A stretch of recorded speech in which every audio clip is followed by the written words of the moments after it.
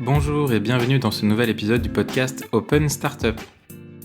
Nous échangeons ici avec des entrepreneurs sur leur parcours et aussi avec des professionnels sur des thématiques chères aux porteurs de projets comme la communication, le financement ou la tech. Je m'appelle Guillaume Comagnac, organisateur des événements Open Startup et directeur associé de Tracteur, une équipe de développeurs pour les startups. Dans ce nouvel épisode, j'accueille Gaspard Duval, cofondateur de la société Baga Boisson, qui propose des produits rafraîchissants aux extraits de plantes et de fruits dans lesquels ils ajoutent du cannabidiol, appelé plus couramment CBD. On discute ensemble de la naissance de ce projet et ses différentes étapes jusqu'à aujourd'hui, des premiers tests avec des amis de façon artisanale, puis en passant par des mois de recherche et développement avec un laboratoire, pour arriver jusqu'au lancement lors d'une campagne de financement participatif couronnée de succès. Au-delà de son entreprise et du parcours parfois semé d'embûches, Gaspard amène le débat du chanvre sur des sujets plus sérieux comme celui des usages médicaux ou encore de la filière agricole.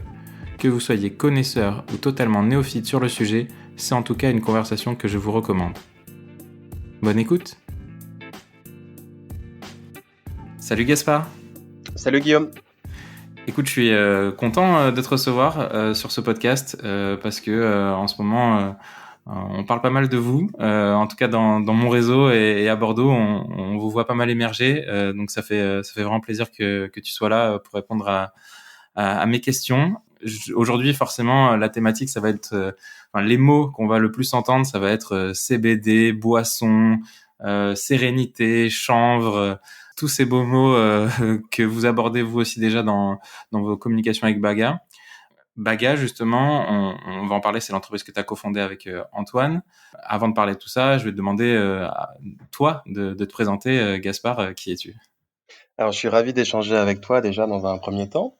Ensuite, moi, je suis un jeune homme de 27 ans, bordelais depuis 3-4 ans maintenant. J'ai cofondé effectivement Baga avec Antoine Grenier au cours de nos études. Nous avons suivi tous les deux une formation spécialisée dans l'entrepreneuriat à l'IAE de Bordeaux. Et c'est au cours de cette formation que nous avons découvert le CBD et souhaité créer une entreprise qui deviendra donc Baga par la suite. Et donc ça fait 1 an et demi maintenant qu'on est entrepreneur à temps plein, j'ai envie de dire, et qu'on met tout en œuvre pour développer cette petite entreprise du mieux possible et, et faire connaître le CBD auprès du grand public. Ok, top. Tu l'as dit, vous êtes rencontrés avec Antoine à l'IAE. Toi, tu le dis aussi, t'es bordelais que depuis quelques temps. À la base, vous n'êtes pas de la région tous les deux. Pas du tout. Antoine a vécu plus d'une vingtaine d'années sur Paris. Moi, de mon côté, je suis issu d'une famille de viticulteurs, de néo-viticulteurs, puisque ça fait 20 ans que mes parents possèdent une exploitation viticole au pied du Luberon, en Provence, donc dans le sud-est de la France. Moi, au cours de mes études, c'est vrai que j'ai eu l'occasion de beaucoup voyager. J'ai étudié dans presque une petite dizaine de villes. Juste avant d'arriver sur Bordeaux, j'étais à Londres. Donc finalement, c'est peut-être ça aussi le point commun avec Antoine, c'est qu'on évoluait tous les deux dans des grandes villes, dans des grandes capitales, et on a émis finalement en même temps le souhait de se détacher un petit peu de ces vies super actives, très stressantes. Et on s'est retrouvé finalement à Bordeaux, dans une ville où on est tombé amoureux tout de suite de cette ambiance et puis de tout ce qui va avec Bordeaux finalement, et c'est une ville qui est magnifique, et c'est pour cela qu'on a souhaité développer notre entreprise ici. Et c'est une bonne ville aussi où entreprendre. Et d'ailleurs, peut-être un peu plus tard, je t'interrogerai justement sur l'écosystème bordelais parce que vous en êtes un bel exemple. Vous avez pu profiter de pas mal d'avantages qu'il peut y avoir à créer son entreprise ici à Bordeaux, même si on n'est pas là pour faire la promotion non plus de Bordeaux. Mais effectivement, c'est une super ville où démarrer son entreprise. Toi, tu le dis, vous pensez à Baga sur les bancs de l'école, mais c'est pas tout de suite Baga tel que on le connaît aujourd'hui. Déjà, j'aimerais que tu nous parles ou pitch Baga pour que tout le monde comprenne ce que vous faites, c'est des boissons, mais tu vas nous dire la spécificité que vous avez. Et puis peut-être après revenir sur les tout débuts en fait, sur les premiers échanges que vous avez peut-être avec Antoine. Où est-ce que ça naît? C'est j'ai envie de dire lors d'une pause, lors d'un projet de cours, qui en parle à qui en premier, voilà, comment ça se passe la genèse. Alors BAGA, c'est l'acronyme des breuvages audacieux de Gaspard et Antoine. Et effectivement, ces breuvages sont particulièrement audacieux. Ce sont des boissons apaisantes, donc des tisanes glacées aromatisées, dans lesquelles on est parvenu à ajouter du cannabidiol, donc du CBD, qui est une molécule extraite du chanvre, qui n'a pas d'effet psychotrope en comparaison du THC par exemple, mais qui est reconnu pour ses bienfaits pour lutter contre les comportements anxieux. Donc c'est une molécule qui est liposoluble et donc on a développé un procédé technique pour pouvoir la mélanger dans cette boisson qui est constituée donc d'infusions de plantes à tisane qui sont elles reconnues par le grand public pour leurs effets apaisants, d'arômes naturels de fruits, du sucre de fruits et donc de 20 mg de CBD par boisson. Elles sont conditionnées dans des bouteilles en verre de 33 centilitres. Et donc, on a développé, finalisé finalement les formulations d'une gamme de 3 saveurs en août dernier, qui sont pêche blanche verveine, framboise mélisse et pomme kiwi camomille. Ce sont des boissons qui sont particulièrement saines pour le consommateur, puisqu'on utilise du sucre de fruits notamment, qui est donc du fructose, qui est faible en calories et qui a un indice glycémique faible.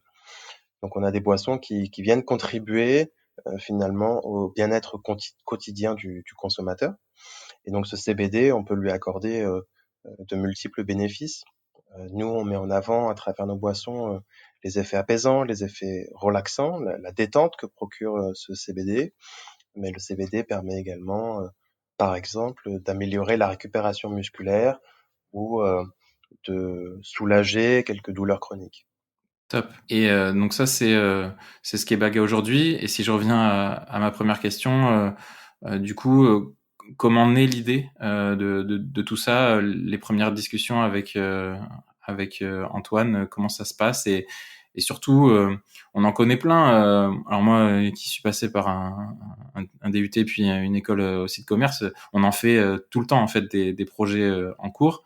Mais qu'est-ce qui vous motive à passer au-delà du projet de cours à carrément un projet d'entreprise? Alors, je reviendrai peut-être sur la découverte du CBD. Ouais. Avec Antoine, on effectue tous les deux notre stage entre le Master 1 et le Master 2, chacun de notre côté, dans des domaines très différents d'ailleurs.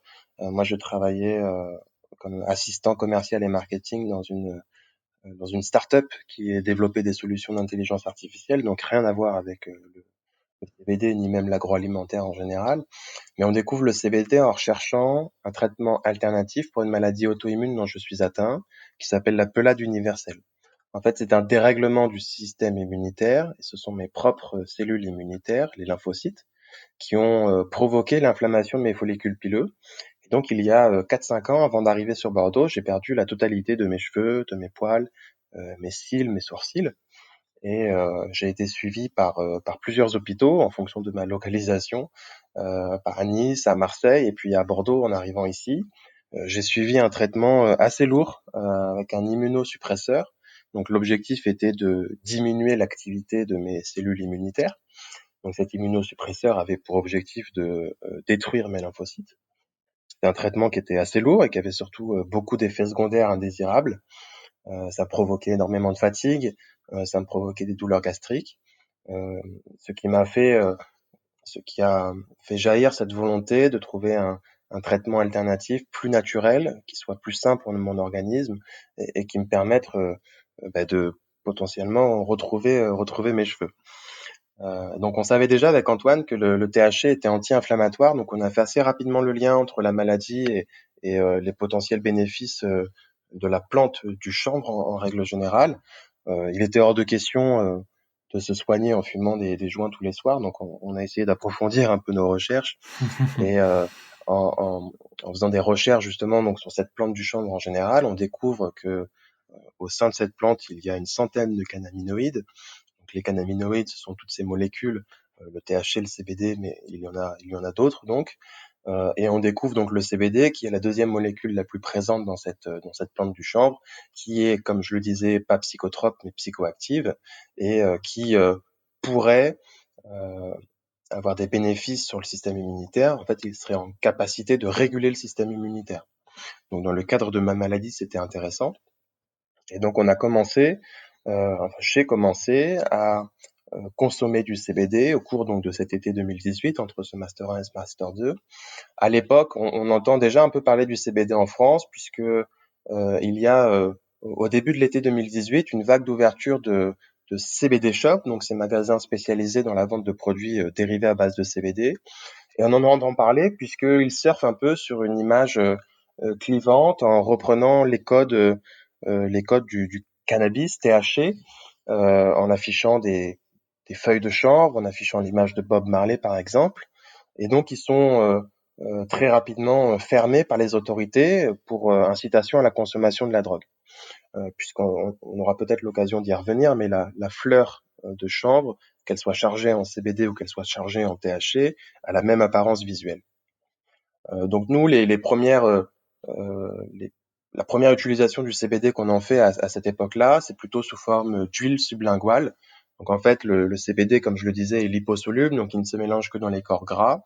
Donc en fait, on mélange ce CBD dans des huiles de chanvre ou des huiles d'olive pour une application sublinguale, c'est-à-dire qu'on vient se déposer quelques gouttes de cette huile de CBD donc sous la langue, qui est une région qui est très vascularisée, et qui permet donc de ressentir les effets du CBD assez rapidement.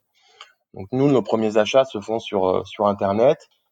C'est assez compliqué d'ailleurs de sélectionner une huile de qualité.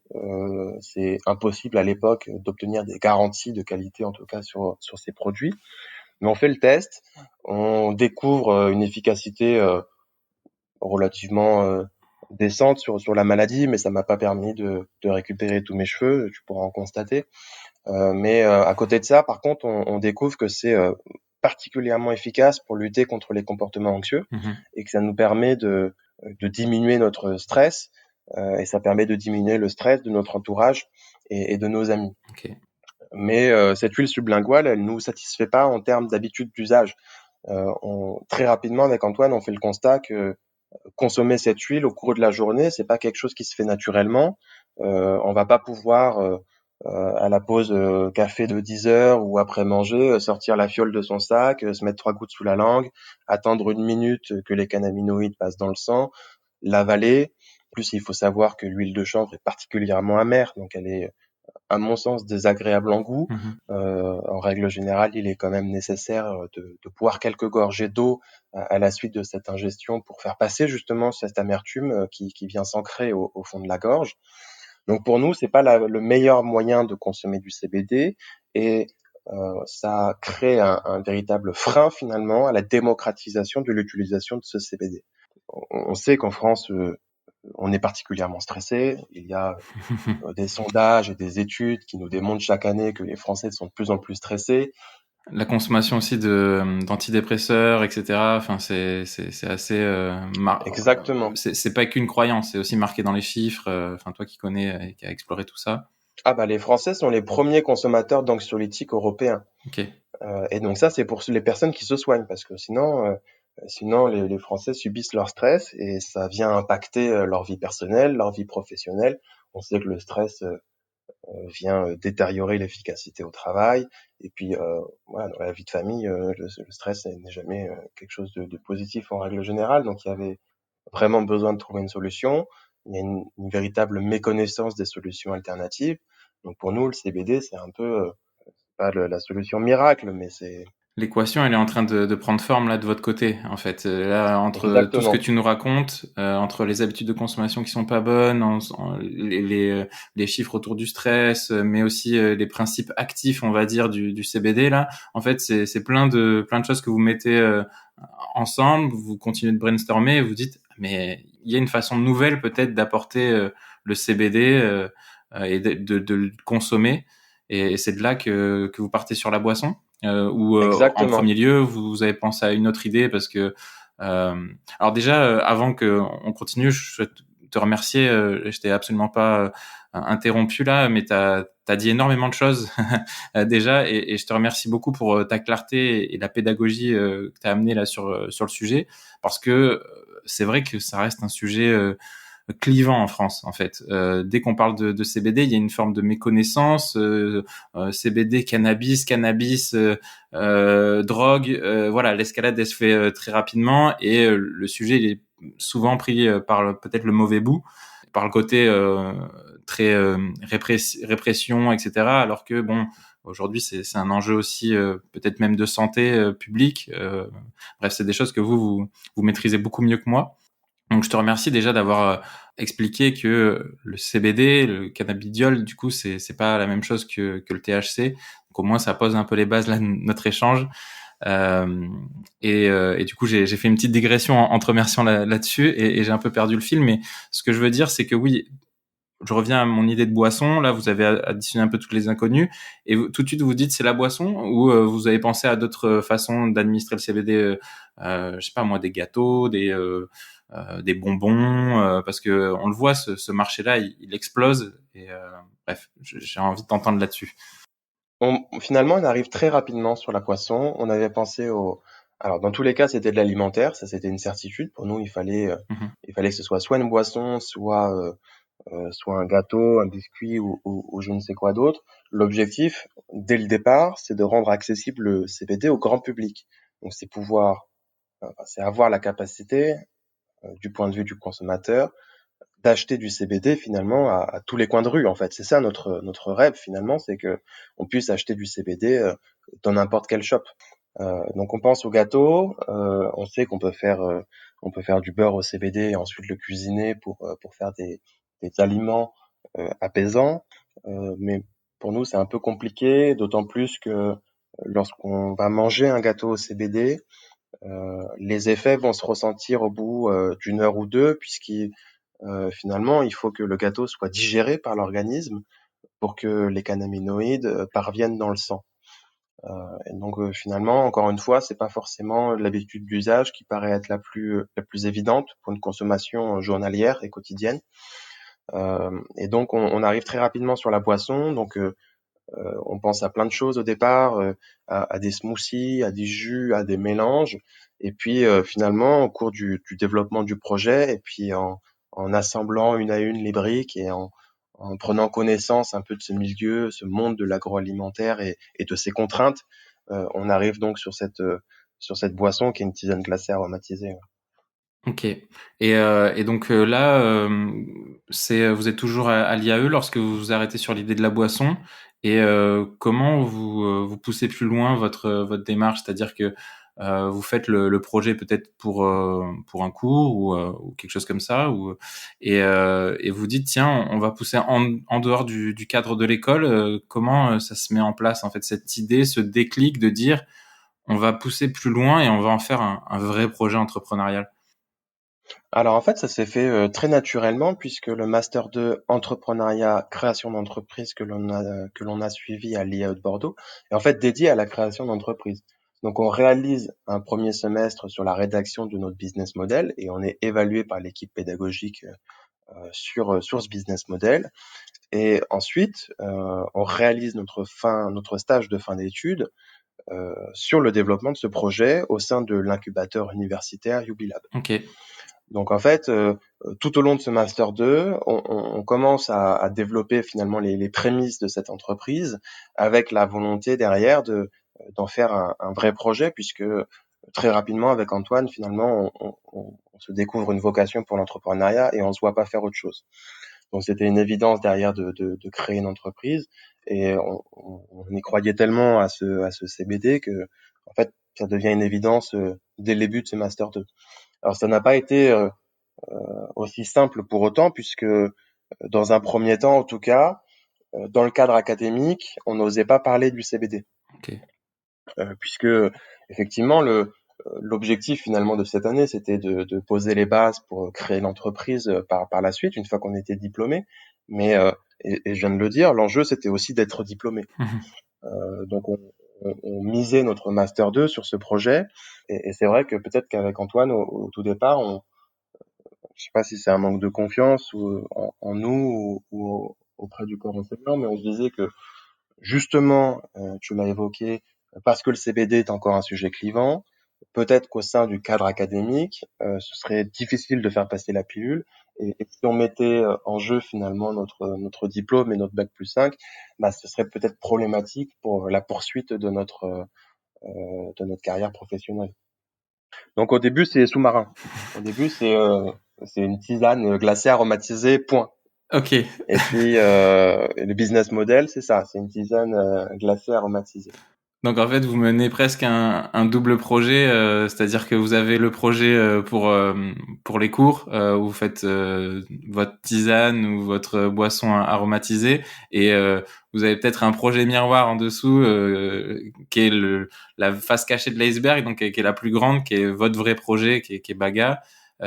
Et sur lequel vous travaillez aussi, et vous avancez, j'imagine, bah, sur toutes les étapes de création d'entreprise classique, donc veille de la concurrence, mais aussi, j'imagine, sur l'aspect fabrication, en fait, parce qu'au bout d'un moment, vous dites, OK, CBD, boisson, mais c'est pas aussi simple que ça, en fait. Est-ce que vous avez joué un peu aux apprentis chimistes en faisant infuser du CBD, ou tout de suite vous vous êtes dit, OK, il faut qu'on aille voir des professionnels, faut qu'on se forme sur le sujet. Comment ça se passe? Alors, dès le départ, on a la volonté de travailler avec des laboratoires par la suite pour pouvoir élaborer les formulations de nos boissons. Mais c'est vrai qu'au départ, pour bah, ne serait-ce que en se projetant et en sachant que pour demander à un laboratoire de créer une boisson, il faut constituer un cahier des charges. Il faut être en capacité dès le départ de demander des propriétés organoleptiques à obtenir, pour être en capacité aussi de d'expliquer quel était l'enjeu technologique sur l'incorporation du CBD dans la boisson. Il fallait qu'on fasse des tests de notre côté.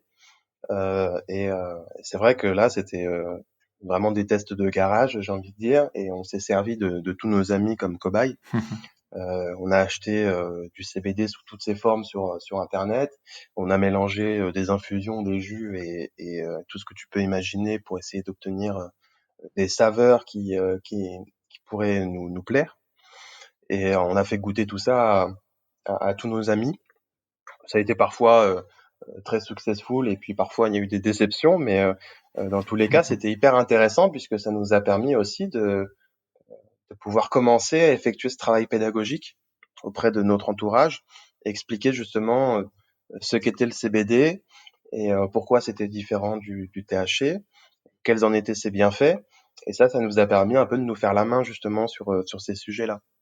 Ouais, même le discours aussi à avoir. Exactement. Puisqu'ensuite, c'est un discours qu'on a dû transmettre finalement à tous les interlocuteurs qu'on a pu avoir tout au cours du développement de ce projet, que ce soit les banques, que ce soit les institutions, que ce soit les incubateurs. Et bah, ça avait été judicieux finalement de préparer ce discours-là et de bien connaître tous les termes et toutes les façons en tout cas d'expliquer ce qu'était la molécule du CBD et pourquoi c'était intéressant de développer un projet autour de cette molécule. Ok. Et je voudrais quand même revenir sur le processus de fabrication, parce que c'est en ça que vous êtes véritablement innovant, parce que voilà, des gens qui s'intéresseraient peu à vous pourraient dire, ah ok, ils font une boisson, ils mettent du CBD dedans. Ça peut paraître ultra simple, mais en fait faire ça, c'est assez compliqué au final. Et c'est en ça que tu dis qu'il a fallu travailler auprès d'un laboratoire. Je sais que tu as tout ce discours-là sur comment on met le CBD dans la boisson. J'aimerais que tu nous l'expliques concrètement, comment ça se passe. Alors, ce qu'on fait, c'est qu'on vient micro-encapsuler le CBD dans notre boisson. C'est-à-dire qu'on va enfermer de fines particules de CBD dans des objets sphériques microscopiques, donc qui sont composés d'amas de micelles. En fait, c'est des micelles, donc c'est une petite tête et une petite queue qui viennent de façon, enfin par elles-mêmes en tout cas, s'agglomérer en forme de sphère. Et donc l'intérieur de cette sphère est liposoluble, donc elle se mélange avec les corps gras. Et donc c'est à l'intérieur de cette sphère qu'on vient enfermer le CBD. Et l'extérieur est hydrosoluble, donc il se mélange dans l'eau.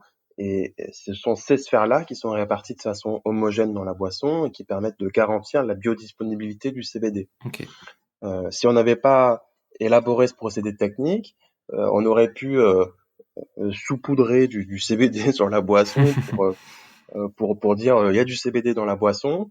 Ça aurait été un élément marketing intéressant, mais en termes d'effet, ça aurait été très décevant finalement puisque ce CBD ne se serait pas mélangé. Donc on l'aurait retrouvé en surface et puis surtout, il aurait été très mal absorbé par l'organisme du consommateur puisque on aurait la barrière gastrique, la barrière hépatique qui aurait justement freiné, limité l'absorption du CBD par l'organisme. On aurait une boisson qui finalement n'aurait de CBD que le terme affiché sur l'étiquette. Ça n'avait pas trop d'intérêt pour nous de faire ça, bien que ça aurait été quand même vachement plus simple.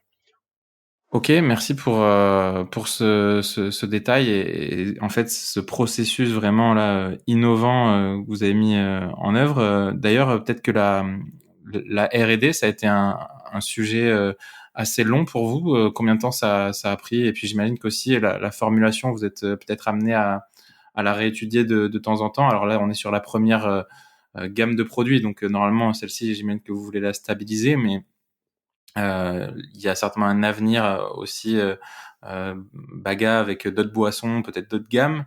Euh, donc, parle-nous peut-être aussi de cet aspect R&D. Vous qui n'êtes pas forcément du monde euh, laborantin, j'ai envie de dire, vous avez une formation plus commerciale, business.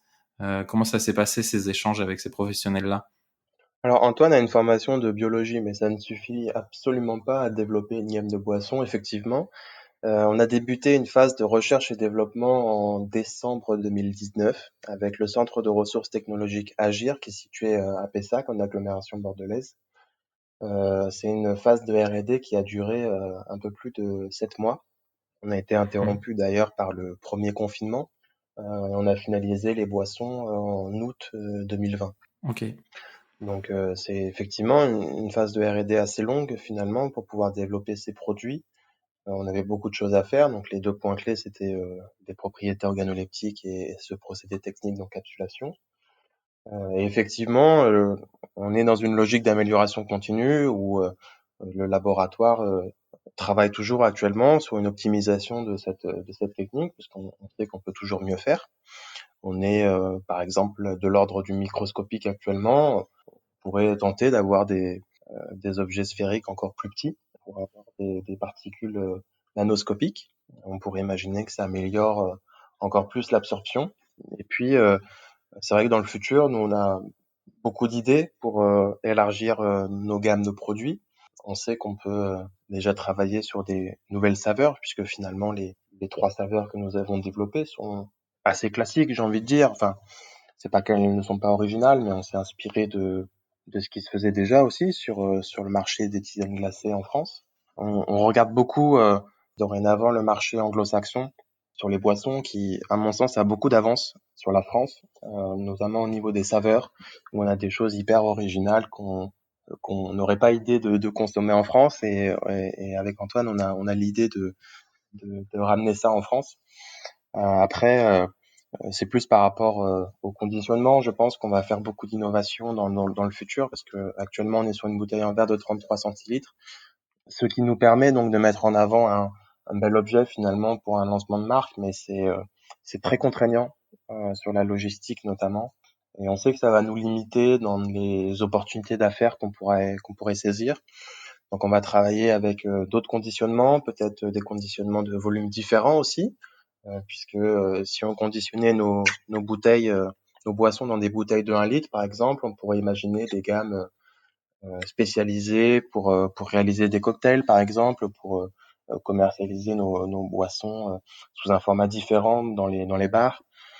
Et puis, on a aussi plein d'idées pour axer le marketing de la boisson CBD vers différentes cibles privilégiées. Comme je le disais au début du podcast, on peut attribuer au CBD de nombreux bienfaits. Donc, on pourrait imaginer une gamme, euh, une gamme spécialisée pour les sportifs en mettant en avant la récupération musculaire. Et à ce moment-là, on pourrait aussi imaginer des doses de CBD différentes en fonction du consommateur et du besoin qu'il pourrait en ressentir. Là, on est sur 20 milligrammes par bouteille de 33 centilitres. On pourrait avoir des doses de 100 milligrammes, par exemple, par bouteille. Il n'y a pas de contre-indication. Ok. Bon, bah, de toute façon, beaucoup de choses à venir vu que vous êtes que au début de l'aventure, qu'il y a plein de belles choses qu'on peut attendre de votre part pour être vraiment audacieux et fidèle à votre nom. Pendant toute cette phase de R&D, vous n'avez pas chômé parce que vous avez dû préparer votre lancement. Votre lancement, vous avez utilisé quelque chose qui est assez intéressant, c'est le crowdfunding, le financement participatif.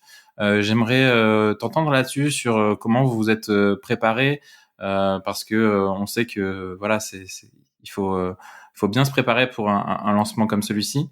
Et puis, si tu as peut-être même des conseils à partager sur des choses qui ont bien fonctionné pour vous ou des choses qui ont moins bien fonctionné, voilà, parle-nous de cette phase-là.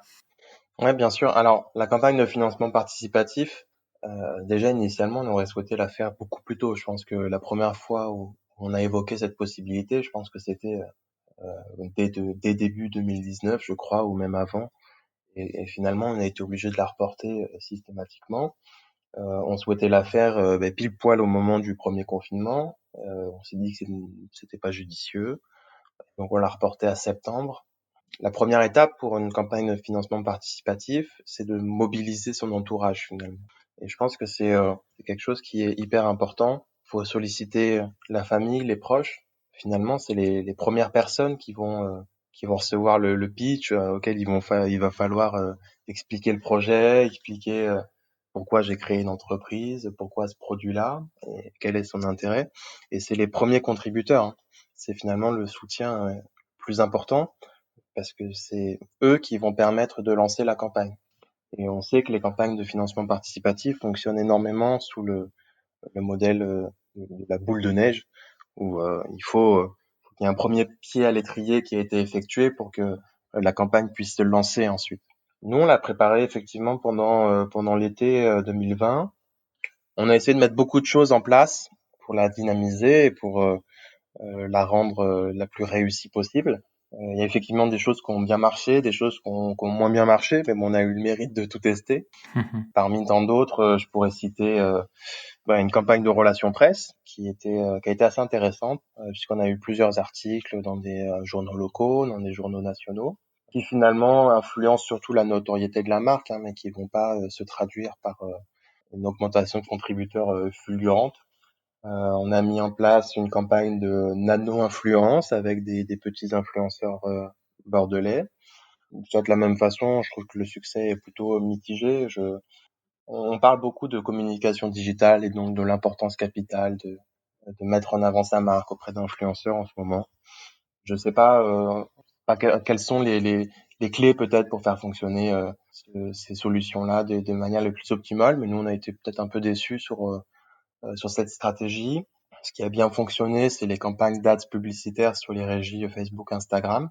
Ça a été très intéressant d'ailleurs pour nous à mettre en place puisque la prise en main du business manager n'est pas forcément évidente. En tout cas, il y a plein de tips à récupérer pour pouvoir mettre en place les campagnes les plus réussies possibles. Ça a été plutôt intéressant. Et puis ensuite, c'est la sollicitation aussi de tous les partenaires de l'écosystème de cette filière du chanvre bien-être en France, où dès le début du projet, avec Antoine, on a formulé la volonté de s'ancrer dans cet écosystème et pour cela, on fait partie de plusieurs associations, dont notamment le syndicat professionnel du chanvre, qui est la plus grosse association sur le sujet en France, qui réunit l'ensemble des acteurs de la filière et qui agit de nombreuses façons pour faire entendre en tout cas nos besoins et faire entendre aussi finalement tout l'intérêt de la culture de cette plante de chanvre sur le territoire français. Puis, qu'est-ce qu'on a mis d'autre en place?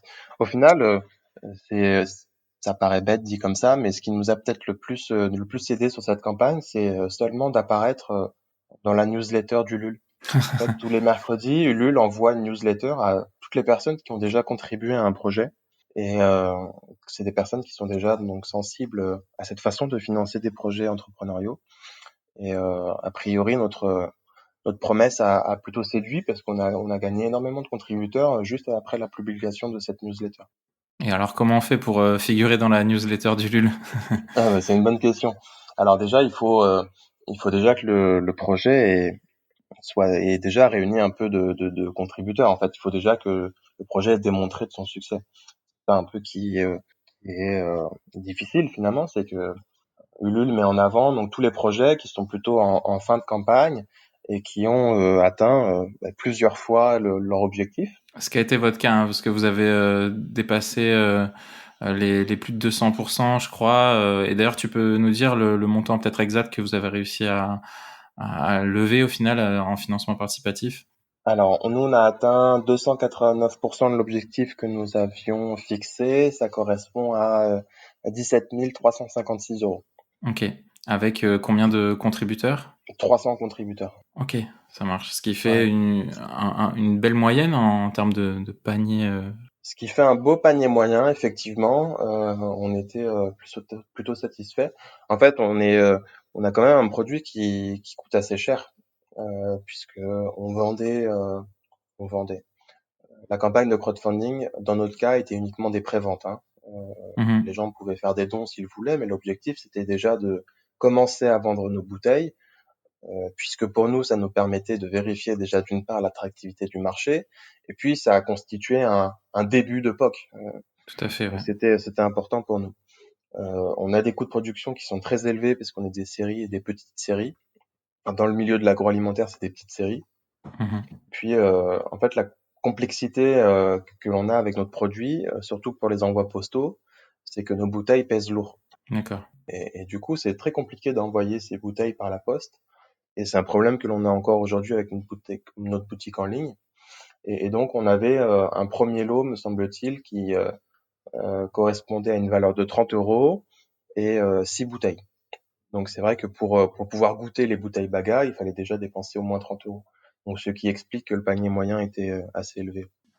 Non, mais c'est en tout cas une bonne nouvelle, comme tu l'as dit, parce que voilà, vous avez pu valider cette traction marché, que il y avait cette attente qui était pas que dans votre esprit et celui de votre proche, et que ça c'était top. Et pour aller justement parler à d'autres partenaires ensuite par la suite, et je fais un clin d'œil sur l'épisode avec Philippe Métier qui nous a entre guillemets un petit peu raconté vos péripéties à trouver un partenaire.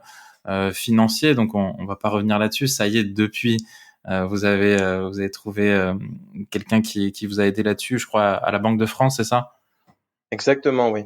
Alors ça se passe un petit peu avant, puisque c'est pendant l'été 2019 que, avec Antoine, on cherche à ouvrir un compte bancaire professionnel, pour la simple et bonne raison que nous avons besoin d'un SIRET pour obtenir une subvention pour pouvoir lancer la R&D. Et donc, on fait peut-être un peu trop innocemment une dizaine d'agences bancaires sur Bordeaux en mettant en avant le CBD, le fait qu'on ait pour projet de développer une boisson finalement très innovante sur le marché français. Et on reçoit systématiquement un premier retour hyper enthousiaste du conseiller bancaire. Donc à chaque fois on ressort des rendez-vous, on est ravi avec Antoine, on se dit bon bah c'est bon, cette fois-ci c'est la bonne. Et systématiquement derrière ça bloque, pas pour obtenir un financement bancaire, hein, pour ouvrir un compte professionnel bancaire. Ça bloque soit au niveau du directeur de l'agence, soit au niveau des services juridiques de l'agence, soit même parfois c'est remonté jusqu'au siège social de l'agence. Et ça bloque à cause du CBD finalement. Parce que les banques ont en tête l'épisode de l'été 2018 avec les CBD shops qui se faisaient appeler d'ailleurs coffee shop, hein, donc l'ambiguïté était totale, hein. Et donc ne veulent pas associer leur image par rapport au CBD qui est encore trop associé finalement au cannabis, au THC. Et donc on est bloqué, on finit par ouvrir un compte auprès d'une néobanque pour pouvoir obtenir ce numéro SIRET, mais on sait que très rapidement il va falloir trouver une autre solution puisque dans notre domaine d'activité, les services de la néobanque n'étaient pas suffisants en tout cas pour nous permettre un développement linéaire et en tout cas comme nous l'aurions souhaité. Et donc on bénéficie en avant-première effectivement du programme French Tech Central, où la French Tech nous met en relation avec la Banque de France, qui va envoyer elle-même en son nom notre business model auprès des responsables des pôles innovation de grandes banques parisiennes. Donc c'est par ce biais-là que nous arrivons à ouvrir enfin un compte bancaire professionnel auprès d'une banque traditionnelle. Cependant, je pense que c'est pas non plus la fin de nos efforts, puisque à ce jour, nous avons toujours pas obtenu de financement bancaire D'accord, ok. pour développer l'entreprise. Et même au sein de cette banque, dont je pourrais d'ailleurs pas citer le nom, c'est encore un peu compliqué. Ok. Et ça vous pousse à trouver des façons alternatives pour vous développer. Je parle sur le sujet du financement particulièrement. En effet, comme tu le dis, les prêts bancaires sont une des premières aides que sollicitent les entrepreneurs. Mais j'imagine que vous, dans votre cas, forcément, vu qu'il y a cette zone encore un peu floue, vous devez aussi être innovant sur votre façon de vous développer au niveau financier, quoi. Et j'imagine que ça reste un sujet sur la table pour vous. Alors, t'es pas obligé de me dire ce que vous faites, mais j'imagine le travail que vous devez mener sur ce front-là aussi. Ah, non, effectivement, ouais, il a fallu pas se réinventer, puisque je pense que c'est quand même le métier de l'entrepreneur finalement de trouver des investissements. Donc pour le coup, on a vraiment endossé cette casquette avec passion. On a obtenu quelques subventions une subvention pour financer la R&D, donc auprès de l'ADINA, des fonds qui sont délivrés par la BPI France et par la région Nouvelle-Aquitaine. Donc c'était déjà un beau crédit. Mais c'est passé parce qu'il y avait la DIANA en intermédiaire, hein. On a eu des discussions Mhm. derrière avec la BPI et ils connaissent très bien le sujet du CBD, mais ils n'étaient pas prêts encore une fois à mettre leur image en jeu sur ce sujet-là. Et puis derrière, nous, on a fait des emprunts personnels finalement auprès de l'ADI cette fois, ADIE, qui est une association qui permet justement aux entrepreneurs qui n'ont pas accès au financement bancaire traditionnel d'emprunter de l'argent pour développer leur projet. Excellent. Eh ben, on salue tous ces acteurs qui permettent le développement de projets innovants, qui rentrent peut-être un peu moins dans les clous. Félicitations à eux. Et puis je citerai aussi les informations en description de ce podcast pour les personnes qui veulent en savoir plus. C'est très riche en tout cas d'enseignements ce que tu nous partages, et parce que il y a certainement plein de fois où on a peut-être envie de râler et pas d'abandonner parce que vous êtes des profils combatifs, mais quand on est dans votre cas, en tout cas, oui, c'est sûr qu'il y a des façons parfois il y a des moments qui doivent être un petit peu énervants, de voir qu'on n'avance pas assez vite, et puis en plus de ça, pas de chance pour des entrepreneurs comme vous, l'année 2020 n'a pas aidé en termes de conditions pour avancer avec ce qu'on a connu. Du coup, comment tu vois l'année 2021, ça va être quoi les prochains défis de Baga pour l'année et les mois à venir? Je pense que déjà, dans un premier temps, on est quand même très dépendant de l'évolution de la situation sanitaire en France. Nous, on avait un modèle économique qui était complètement orienté vers le B2B2C et on avait commencé au mois d'octobre à démarcher nos clients, nos potentiels clients. On vendait nos boissons auprès des CBD shops, donc ces magasins spécialisés, mais notre challenge finalement le plus important, c'était de réussir à commercialiser la boisson dans des canaux de vente traditionnels. Et donc, nous, on ciblait les cafés, hôtels, restaurants et plus particulièrement la partie restauration en allant faire du porte-à-porte finalement auprès de ce qu'on appelle les fast casual. Donc, c'est la restauration rapide mais saine et décontractée selon la définition. C'est donc les bars à salade, les pokéballs et tutti quanti. Et donc je pense que ce sont pas forcément des acteurs qui qui vivent la situation avec beaucoup d'aisance. Et donc avec Antoine, on s'est dit bon, c'est peut-être pas le meilleur moment d'aller leur proposer un produit aussi innovant que le nôtre. En tout cas, ils ont peut-être d'autres soucis à régler avant d'ajouter des produits à leur gamme. Bien qu'on pourrait également dire que c'est un produit qui est innovant et qui est attractif, et donc ça pourrait également booster leur chiffre d'affaires. Mais je pense qu'on n'a pas non plus cette prétention. Et donc nous, on s'est complètement concentré sur une vente directe auprès du consommateur avec l'installation de cette boutique en ligne la semaine dernière.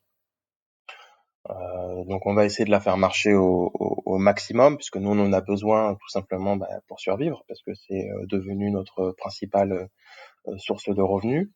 Enfin source de revenus, j'entends, ça nous permet de payer nos charges fixes, hein, puisque avec Antoine on se verse toujours pas de salaire et ça n'arrivera pas avant de longs mois, ça c'est une évidence. Ce qui est la réalité de beaucoup d'entrepreneurs en démarrage, en effet.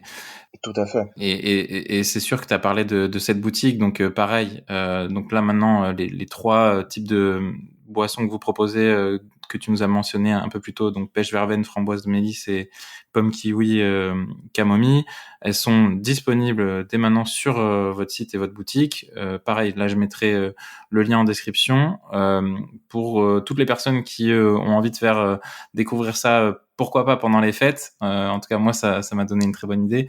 Je pense que ça peut être une très bonne idée, sachant qu'aussi à Bordeaux, la livraison est un peu plus rapide. On a cette chance vu que vous êtes ici. Et sinon, après, ça part en frais d'expédition assez traditionnels. Colissimo, c'est bien ça. Donc, tu Exactement. peux peut-être nous dire quand même le site sur lequel vous retrouvez. Alors le site c'est très simple, c'est baga-boisson au pluriel.com. Donc effectivement la boutique est opérationnelle depuis la semaine dernière. Donc pour les Bordelais, nous on a établi un partenariat avec un ami à nous qui a créé une structure indépendante de coursiers, donc il livre les bouteilles à vélo. Et sinon c'est par Colissimo sur toute la France métropolitaine. Excellent. Donc on peut acheter des packs de 6 ou 12 bouteilles, soit panachées pour découvrir les trois saveurs, soit si vous avez déjà une saveur préférentielle, vous pouvez choisir d'avoir 6 bouteilles de pêche blanche verveine par exemple. Excellent. C'est top. Est-ce que tu aurais peut-être une recommandation pour les personnes qui ont envie de continuer de s'informer peut-être sur le CBD? Donc tu l'as parlé, il y a forcément des associations, des syndicats dont vous faites partie qui partagent des informations, mais peut-être voilà, je sais pas moi, un livre, une vidéo, un site web, quelque chose que tu peux recommander. Je pense que le plus intéressant, c'est pas forcément le plus simple d'accès, mais c'est de parcourir au moins en diagonale le livre blanc du chanvre bien-être qui a été rédigé entre autres par le syndicat professionnel du chanvre, qui est la Bible du CBD, et qui vous permettra donc de trouver tous les renseignements nécessaires sur la molécule. Excellent. Est-ce qu'il y a une question que je t'ai pas posée ou un sujet qu'on n'a pas abordé et qui te tient à cœur là pour conclure? On pourrait parler peut-être un peu plus en profondeur sur la plante du chanvre.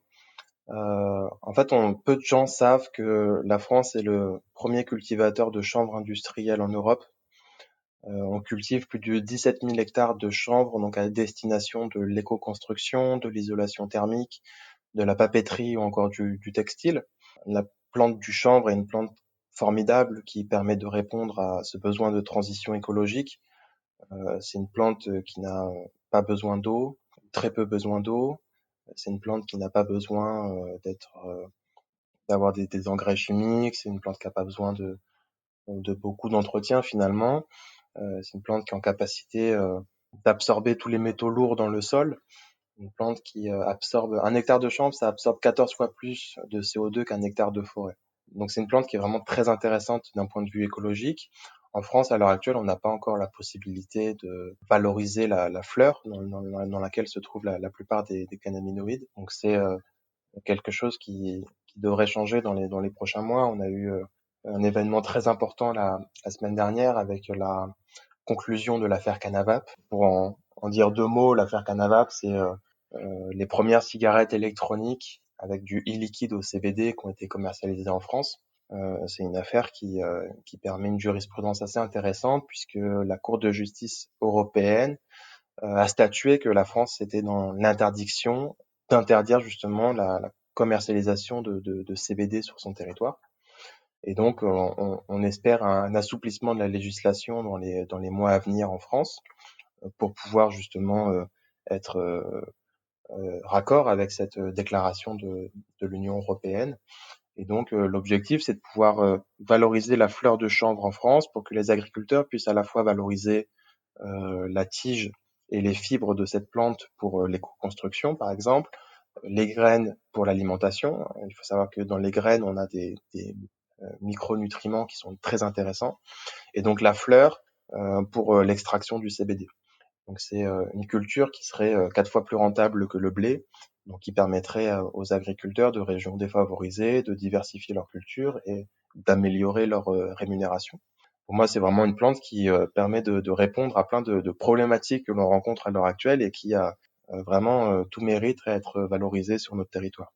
Ben, écoute, merci beaucoup pour ce dernier partage. On le voit bien que à travers ton intervention, c'est un sujet qui peut être intelligent et qui peut amener sur la table voilà des sujets liés à l'emploi, à l'écologie, à la santé. Donc merci beaucoup Gaspard pour l'ensemble de cet échange que j'ai trouvé très très intéressant. On a pu parler de pas mal de choses. Je pense que c'est très enrichissant. Je vous souhaite sincèrement le meilleur là pour les mois à venir. Forcément, la fin du confinement, etc. va permettre peut-être, en tout cas, je le souhaite pour vous, de déployer Baga plus largement possible. Et puis voilà, à toutes les personnes qui ont écouté et qui voudront goûter, forcément, j'espère que vous ferez toujours partie de la seconde édition de Open Startup. Et puis moi, je me le mets en note à moi-même. Si on organise l'événement avec un afterwork ou quoi, il faudra évidemment qu'il y ait des boissons Baga qui soient présentes. Merci beaucoup, Gaspard. Et puis, je te dis à bientôt. Encore une fois, merci. Mais avec plaisir, c'est moi qui te remercie et puis à bientôt. C'est la fin de cet épisode. Je vous remercie une nouvelle fois pour votre écoute. Vous êtes de plus en plus nombreux à écouter ces conversations et je dois vous avouer que ça motive grandement à produire de nouveaux épisodes. D'ailleurs, si cet épisode vous a plu, je vous invite à le partager sur l'un de vos réseaux. Ça aussi, ça motive. Je termine en vous disant que dans quelques temps, j'aurai aussi des nouveautés à vous annoncer concernant Open Startup. Alors, soyez au rendez-vous. À bientôt!